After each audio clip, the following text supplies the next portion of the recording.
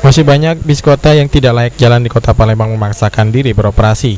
Dari hasil razia yang dilakukan di Sub bersama dengan Polresta Palembang, didapati sebanyak 30 bis kota yang tidak layak jalan. Bis kota yang tidak layak jalan ini kebanyakan izin trayeknya sudah mati. Selain itu, bis-bis tersebut kondisinya sebagian sudah rusak fisik, tanpa lampu sein, lampu utama, dan bodi ditempel stiker.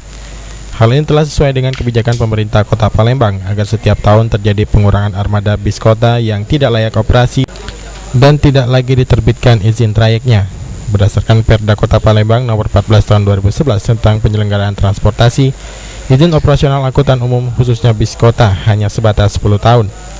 Menurut Kepala Dinas Perhubungan Kota Palembang Mas Ripin, tahun ini ada 120 unit bis kota yang mengantongi izin trayek. Namun di lapangan masih ada sekitar 200 bis kota yang beroperasi. Penertiban ini akan terus dilakukan secara intensif. Jika ditemukan bis kota yang tidak layak operasi dan masih mengangkut penumpang, langsung akan dikandangkan. Aprianto, PAL TV.